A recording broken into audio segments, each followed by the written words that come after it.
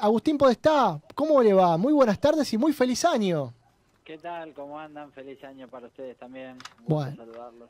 descansaste, por lo que vi. Sí, estuvimos unos días en la costa aprovechando a descansar. Muy bien, muy bien. Siempre viene bien arrancar el año así, descansando un poquito también. Agus, para arrancar un poquito, algunos temas que estuvieron surgiendo en el mundo, ¿no? De la iglesia y de la fe, ¿no? El 31 de diciembre culminó con la partida física del Papa Emérito Benedicto XVI, ¿no? ¿Qué podrías vos por ahí decirnos acerca del pontificado y de la vida del Papa Emérito y de Joseph Ratzinger en general? Bueno, fue un importante teólogo, ciertamente fue uno de los teólogos más importantes de este último tiempo. Fue muy activa su participación también, hay que recordarlo, en el pontificado de Juan Pablo II. Digamos, no podemos prescindir uno del otro. Estuvo muy activo, digamos, en el ejercicio de Juan Pablo II.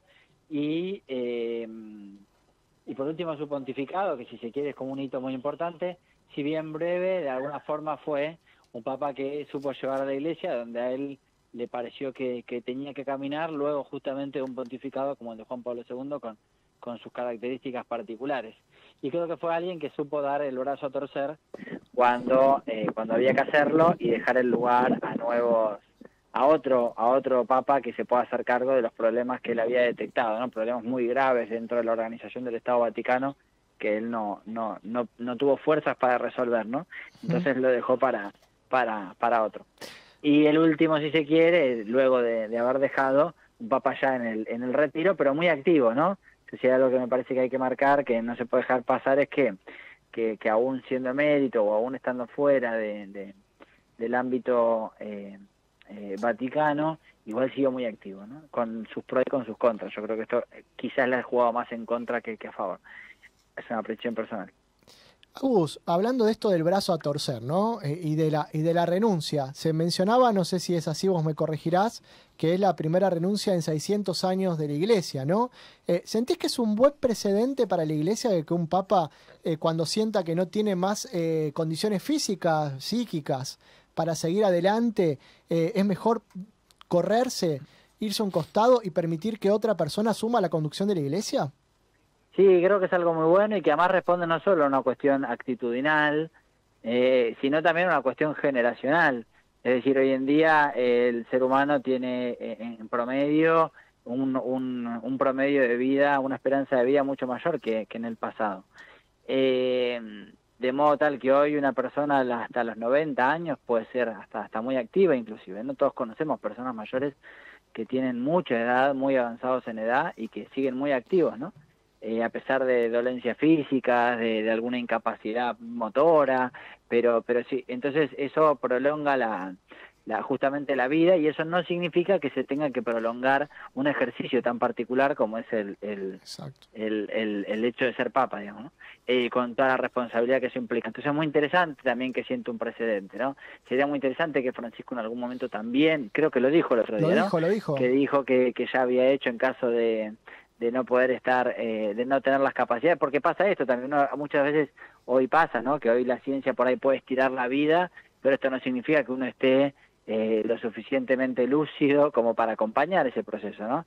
Entonces los últimos años de vida quizás sea mejor retirarse justamente y dejarle lugar a otro, ¿no? Hoy en día a los 70 años uno sigue siendo joven, ¿no? Conocemos mucha gente de 70 años que es muy lúcida y hace muchas actividades y su sabiduría puede ser muy útil, y quizás a los 90 ya la capacidad disminuye y está bueno como darle lugar a otro, ¿no? Porque en el fondo ejercer el cargo del obispo de Roma es como cualquier otro cargo, y uno diría, bueno, quizás ser una empresa, una organización, que haya alguien tan grande al mando, tiene sus pros, pero también tiene sus contras, ¿no? Quizás buscar otro tipo de funciones, ¿no? Sería muy interesante esto, ¿no?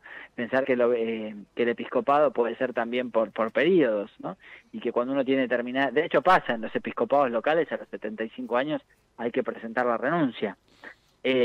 Para que justamente pueda asumir otro quizás más joven. Entonces, bueno, pensar el ministerio petrino también en esa línea sería muy interesante, ¿no? Y no aferrarse, por no alargar el bastón, digamos, ¿no? Por tener esa obsesión con el poder. Yo creo que Francisco, si llega unos años más, lo va a hacer, ¿eh? Si la salud se lo permite, yo creo que en 3, 4 años, como máximo, Francisco va a dejar. Pero si la salud se lo permite, ¿no? Si no le pasa nada malo antes.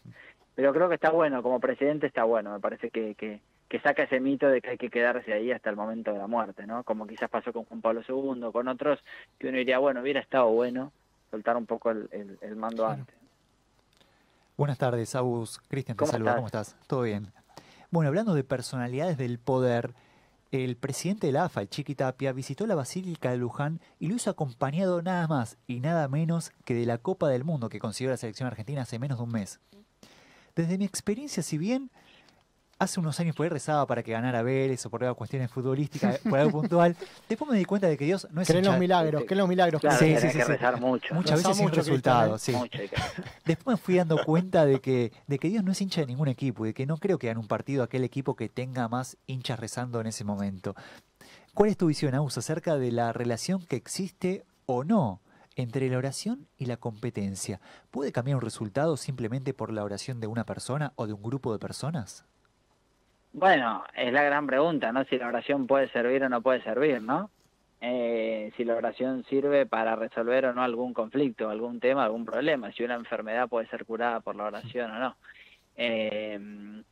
A Juana de Arco la condenaron por hereje y la quemaron en la hoguera y es santa, ¿no? Y era peleas de católicos contra católicos. A Juana de Arco la envió de Dios a salvar al pueblo y a Juana de Arco la condenan por hereje, ¿no? Los otros, se entiende, ¿no? Los enemigos, no los propios. No es que se la quisieran sacar encima, es que los otros consideran que era hereje. Bueno, depende de dónde esté Dios, ¿no? O cómo manipulemos a Dios para nuestro beneficio. En este sentido, creo que sí, que hay algún poder de la oración, pero lo que ahí nos tenemos que preguntar es si la oración existe para torcer la voluntad de Dios, y Dios es el que está con la manija, ¿no? Dios es el que está con el joystick decidiendo para dónde va la cosa, ¿no? Bueno, si Dios es ese, el que nos anda controlando para dónde va la aguja, entonces ese tipo de oración tiene sentido. Yo lo que tengo que hacer es convencer a Dios.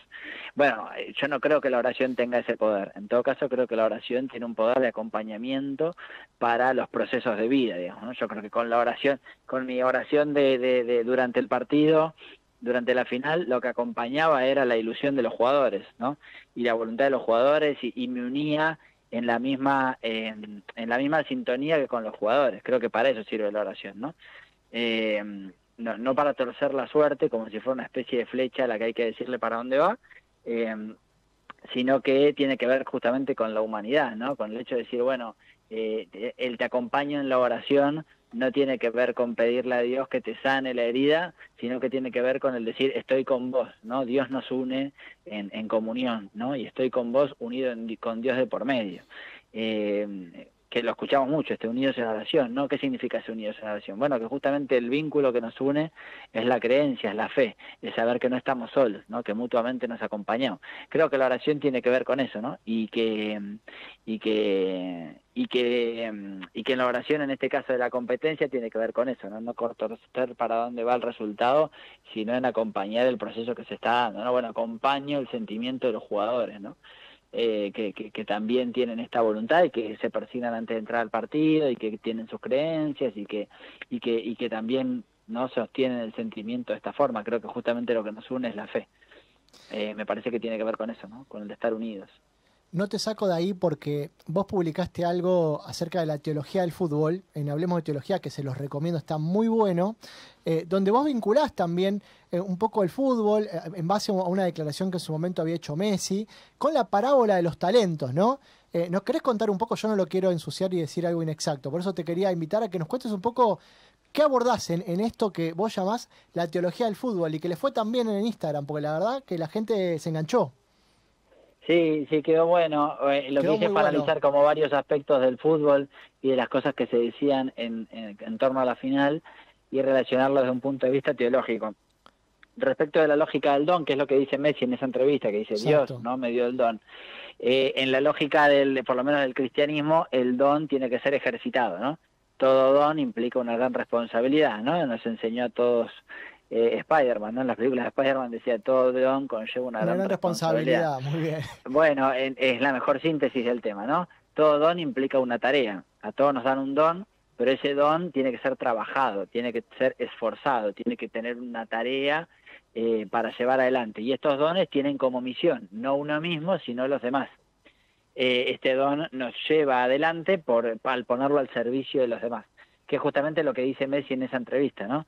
Él dice, bueno, a mí el don me lo dio Dios, digamos, yo no hice nada, porque además el don tiene esto, ¿no? No hice nada para merecerlo, a diferencia de un premio, que el premio me lo merezco porque salí primero en la carrera, entonces merezco ese premio, el primer premio, porque yo salí primero, es decir, responde a la lógica del mérito. En cambio el don no responde a ninguna lógica, el don es simplemente dado. Entonces él dice, Dios me dio este don, o sea, Dios me dio la facultad, el don de jugar muy bien, de ser el mejor jugador de fútbol. ¿Qué hago con esto? ¿No? Podría haberlo dejado y haberme dedicado a otra cosa. Podría haberlo dejado o perder tiempo en otra cosa en vez de estar ejercitando, ¿no? En vez de ir a entrenar. Bueno, él justamente lo que hace es esto, es decir, ¿qué hice yo con este don, no? Bueno, este don yo lo puse justamente a trabajar, lo puse al servicio de los demás, lo puse al servicio de mi país, asumí el rol de capitán, asumí la camiseta, asumí el desafío y llegué hasta acá, ¿no? Por supuesto, si llegué hasta acá está bien, porque es justamente esto que uno pone en ejercicio. Una vez dado el don, hay que hacerlo. Lo mismo pasa con la fe, por ejemplo, ¿no? La fe es un don de Dios. Dios nos da este don de la fe, ¿no? O el amor, ¿no? Esto todos los que amamos a alguien lo sabe, no solo pareja, digamos, ¿no? Familia, lo que fuera. Todos amamos a alguien, o una amistad. Todos amamos a alguien. Ahora, ¿qué hago con este amor, no? Si lo dejo estar, se pierde. El amor, si lo dejo estar, se pierde. El amor, justamente, una vez que ha sido dado, necesita... Voy a decir esto que puede sonar horrible, pero no lo entiendan mal. El amor hay que hacerlo todos los días. No estoy diciendo que hay que hacer el amor todos los días. Lo que estoy diciendo es que el amor hay que hacerlo, es decir, hay que construirlo, ¿no? El amor necesita ejercicio todos los días. Si no lo ejercito, se pierde, ¿no? Se pierde, se deja estar, se hace rutinario, se pierde. El don necesita justamente una tarea, que es lo que justamente se plantea en el tema del fútbol, ¿no? Tenés un don que tiene que ver en este caso con el tema del deporte, bueno, ¿qué haces con eso, no? Impecable, impecable. Ahí quedó claro. Porque de hecho te iba a preguntar, ¿el don de la fe lo tenemos todos? ¿O algunos? Lo reciben algunos. Que es una gran polémica en la iglesia. Por eso te lo tiro. Sí, desde hace 2 milenios que este tema se discute. Para resolverlo sencillo diría, la fe técnicamente es un don de Dios. La fe religiosa, ¿no? La fe de creer en Dios es un don de Dios.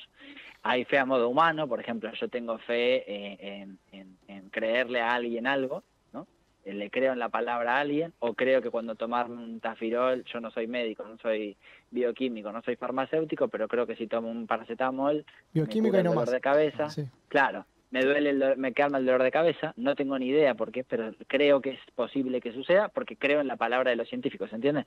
O sea, le creo al profesional cuando me dice determinada cuestión, hago un ejercicio de fe a modo humano. Ahora, hay una fe que tiene que ver con, o le creo a un amigo cuando me dice algo. Ahora, hay una fe a modo divino, que es este don de Dios dado a los seres humanos, que es un regalo de Dios.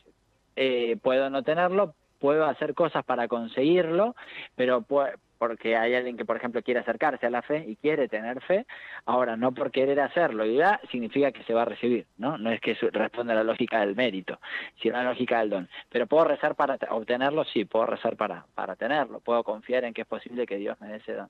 Es muy complejo este tema, sí. Estoy tratando como de resumirlo lo mejor posible. Lo vamos a hablar más en detalle, pero técnicamente es un don de Dios. El que no tiene fe, técnicamente no es culpable de no tener fe. No es que hay una responsabilidad. ¿Cómo no tener fe? No tiene culpa de no tener fe, porque técnicamente es un don de Dios. Te saco de este tema y te voy a sumergir en otro, ¿no? Que esta semana, no sé si estabas enterado, que el episcopado chileno convocó a diversos organismos del Estado a una reunión para abordar una problemática que tiene Chile y gran parte de Latinoamérica, que es la problemática de los inmigrantes, ¿no? Si la Iglesia y el Estado pueden trabajar en conjunto en Chile, ¿no? Teniendo en cuenta que el país lo gobierna un presidente de izquierda y que no cree en Dios, es una persona que no practica la religión. Te pregunto, ¿podemos pensar en una Argentina que haya una interacción mayor entre la Iglesia y el Estado, como está ocurriendo ahí en Chile? Bueno, en nuestro país, de hecho, jurídicamente la Iglesia, sí, la Iglesia es casi un organismo estatal. jurídicamente. Por la Después palabra en lo- sostener, viste que jurídicamente Claro. el método del abogado, la palabra sostener es una palabra ambigua que conlleva un montón de cuestiones. Ya lo vamos a hablar más en detalle. Después hacemos Y además por la parte derecho jurídica. internacional, sí, por adscripción a derechos internacionales, Exactamente. hay un concordato en el medio con la Santa Exactamente. Sede. Es decir, jurídicamente, acá decía, hay que preguntarlo a ustedes, a los abogados, ¿no? Está la persona Eh, física, viste que están las públicas, las privadas y la iglesia. El Código Civil dice Exacto. eso. Son tres personas, públicas, Exacto. privadas y la iglesia. Que es un Entonces es muy complejo y se Sí. supone que debería. Pero después, bueno, en la práctica no funciona. No. Lo que sí es que hay muchos organismos eclesiales, por ejemplo Cáritas, pienso, o muchas parroquias, sobre todo las parroquias que funcionan en contextos de villa, con los curas villeros, por ejemplo, Sí. que tienen mucha relación con los organismos estatales locales, con las municipalidades y demás, y que trabajan juntos. Trabajan juntos sobre todo en resolver cuestiones particulares, y trabajan sin problemas. Cáritas, por ejemplo, trabaja mucho con lugares locales, los curas villeros, pero porque resuelven problemas puntuales que la gente pasa. Por ejemplo, cuando fue lo de la pandemia se vio muy en claro. Los lugares donde rápidamente se pudo resolver, por ejemplo, el abastecimiento de comida, fueron los lugares vulnerables. Claro. Y uno dice, pero ¿cómo pasó si el Estado no tiene directa intervención? Bueno, es que en buena medida se resolvió por las iglesias. Claro. Las iglesias ya funcionaban como esos centros de distribución, por ejemplo, alimentación y demás, y lo que hizo el Estado fue reforzar esas estructuras que ya existían. Por eso fueron los pobres fueron los primeros que lograron organizarse en la pandemia, porque ya existía esa organización, que justamente estaba dada por las organizaciones eclesiales. Generalmente son los primeros que tienen esta organización local que responde justamente a la resolución de problemas particulares, locales, que tienen que ver con la asistencia, con la ayuda mutua, y en este sentido creo que funciona muy bien Iglesia y Estado. Lo mismo sucede, por ejemplo, en el ámbito de la educación, ¿no? Que no solo es la Iglesia Católica, es todo un montón de escuelas privadas. Yo, lo saben, trabajo en un instituto terciario privado que no es religioso, es civil, no profesa ninguna enseñanza religiosa, y tenemos aporte estatal. Hoy más o menos el 60% de la educación en la Ciudad de Buenos Aires es privada, con asistencia estatal.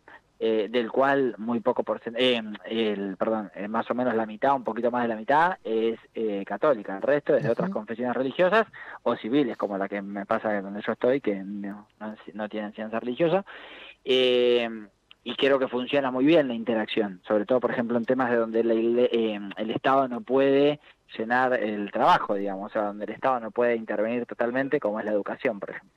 Bien. Agus, hace unos días el arzobispo de La Plata, Víctor Manuel Fernández, lo debes conocer muy bien, visitó Sí, claro. la parroquia Santos Mártires Inocentes, una parroquia de Ensenada que está dirigida por laicos, conducido a full time por un matrimonio, según estuve viendo. ¿Podríamos decir que esta parroquia puede ser una de las pioneras para que las parroquias empiecen a ser gobernadas por laicos, o por ahí se trata de un hecho aislado de esta parroquia de Ensenada? Mirá que bueno, no sabía. Bueno, un poco el tema de la sinodalidad apunta a eso, ¿no? Sí. O sea, lo que hoy Francisco insiste tanto, por eso antes hablábamos de Francisco y cuánto más o menos va a durar, yo calculo 3-4 años porque todavía falta el sínodo de la sinodalidad y yo creo que Francisco no va a dejar antes de eso, no va a dejar el barco, digamos, excepto que la salud se lo impida antes del sínodo de la sinodalidad, porque es muy importante, es un hito muy importante dentro de la Iglesia y tiene que ver justamente con este tipo de estructuras, con el hecho de que que sea justamente el gobierno de la Iglesia, lo que llamamos el gobierno de la estructura eclesial y la organización eclesial, que sea más sinodal, es decir, salir de esquemas clericales, donde el sacerdote, el clérigo es el que decide todo, para ir a esquemas mucho más dialogales y de consenso de toda la comunidad eclesial, que no es solo el cura, ¿no? En este sentido, yo soy un gran defensor de pensar estructuras eclesiales donde el pastor, en este caso el clérigo, se dedique a cuestiones que tienen que ver con lo específico de su ministerio, con, por ejemplo, el tema de los sacramentos, el tema del acompañamiento espiritual, y salga un poco de otro tipo de tareas, como es, por ejemplo, el gobierno de una determinada estructura. O sea, dicho en criollo, un ejemplo claro, todavía hay parroquias donde el párroco decide de qué color se pinta el atrio de la iglesia y dónde se compra la pintura, ¿no? Cuando quizás debería estar encargándose de asistir espiritualmente a las personas, ir a visitar a las personas enfermas, confesar, dar misa en lugares donde no hay curas, ¿se entiende? Y donde cada vez hay menos curas, justamente lo que hace más falta justamente es la participación de los laicos, que se encarguen de un montón de otras cosas que el sacerdote no tiene. ¿Dónde se va a comprar la lamparita que se quemó? Bueno, hay parroquias donde todavía el cura se encarga de estas cosas, pero porque no hay gente, o muchas veces porque realmente el cura no quiere dar el brazo a torcer y quiere ser el que se mete en todo, y quiere que todo pase por él. Bueno, eso es un esquema fuertemente clericalista, ¿no? Que funcionaba muy bien en una época donde había 4, 5, 20 curas por parroquia. Entonces ahí sí podían distribuirse las tareas. Hoy en día eso ya no va más, ya no hay. A veces hay un cura para 4 o 5 parroquias, ¿no? Entonces, ¿qué es mejor? Que usemos el tiempo y que maximicemos el tiempo para la asistencia espiritual, que es el ministerio propio del sacerdocio, y que haya otro tipo de funciones que las puedan administrar tranquilamente los laicos. Por eso, con esto cierro, por eso Francisco está poniendo tantos laicos en lugares emblemáticos del Vaticano. Porque lo reconoce muy fácil, el Vaticano es una estructura organizacional, estatal, que hay un montón de cuestiones que las pueden manejar tranquilamente laicos, hay un montón de departamentos que tienen que ver con la organización institucional que los pueden llevar adelante laicos, no tienen por qué ser clérigos. Los clérigos que se dediquen a la tarea parroquial. ¿Este lugar lo puede ocupar un laico? Sí. ¿Está totalmente calificado? Sí, a veces mucho más que muchos clérigos. Bueno, listo, chau, pastor, vaya a la parroquia, dejemos acá a otra gente que es igual de importante en la estructura eclesial que el cura. Bueno, me parece muy bueno, sí, que se lleve adelante con esto. Creo que es el ejercicio de la sinodalidad, ¿no? No puedo dejar pasar, hablás de este tema, ¿no? De la falta de vocaciones sacerdotales, el gran déficit de curas y de sacerdotes que se marca muy fuertemente en el conurbano bonaerense. Uno ve diócesis que están casi sin cura, como decís vos, un cura para por ahí 4 o 5 parroquias, y aparece una figura ahí, ¿no? Que el Vaticano creo que la tiene legalizada, que es la figura del famoso diácono permanente, ¿no? Que algunas diócesis están a favor de esta figura, otros están en contra, pero que viene muchas veces a suplir la ausencia, ¿no? de los clérigos o del sacerdote en estos lugares por ahí un poco donde la vocación quizás no abunda o que directamente ni siquiera hay. ¿Qué pensás acerca de esta figura que por ahí uno la ve más frecuente en el conurbano bonaerense, del diácono permanente? ¿Y qué piensa por ahí la Iglesia o Francisco de este tema, si alguna vez habló del tema? Sí. Bueno, acá cuando era arzobispo de Buenos Aires no le gustaba. No, sé que no le gusta. En Buenos Aires no hay ninguno, viste que hay poquitos. No, pero ahora creo que se inició, ahora creo que se inició un proceso de escuela o algo de esto, de formación para diáconos. Sí, y algunos hay. No, yo soy totalmente defensor de este tipo de propuestas, porque me parece que justamente buscan donde hay una necesidad nace un derecho, digamos, ¿no? En este caso, donde hay una necesidad en la Iglesia, donde hay una necesidad nace un ministerio. Esto sucede en los principios de la Iglesia, ¿no?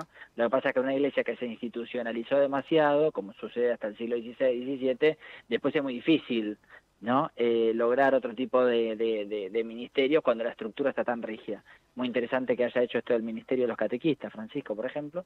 Bueno, ahora creo que se puede avanzar a este tipo de estructuras como los distintos diaconados, porque el diaconado tiene una vocación de servicio para cuestiones muy particulares.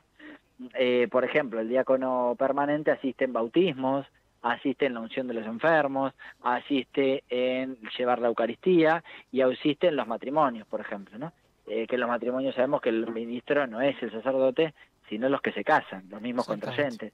Por eso es muy interesante esta figura del ministro, porque del diácono permanente, porque además también le da una determinada participación a los laicos a asumir determinadas tareas que no necesariamente se identifican con el sacerdocio ordenado como lo conocemos. Quiero decir, hay un montón de gente que le gustaría, después habría que debatir el tema del celibato, yo creo que se puede debatir ese tema, ¿no? Pero en este sentido es como una especie como de intermedio que puede ayudar mucho, sobre todo a alivianar la tarea de los sacerdotes en cuestiones como estas, por ejemplo, ¿no? El oficiar sacramento de matrimonio, de bautismo, que son tareas que pueden delegarse en otro tipo de ministerios y que por otra parte no es que es un invento. Al principio de la Iglesia existían. Claro. No es que se está inventando nada, ¿no? Por eso es muy importante volver, yo que estoy en la historia, digamos, insisto mucho en volver a conocer la historia de la Iglesia, porque no se está inventando nada. Lo mismo sucede con las diaconisas, con las mujeres, porque acá parece que estamos hablando solo de varones. Las diaconisas, el trabajo de las diaconisas y la historia de las diaconisas es interesantísimo. Se destruye el papel de la diaconisa cuando la Iglesia se imperializa y se une al Imperio Romano, y se imperializa el Imperio Romano cuando el Imperio Romano es fuertemente patriarcal.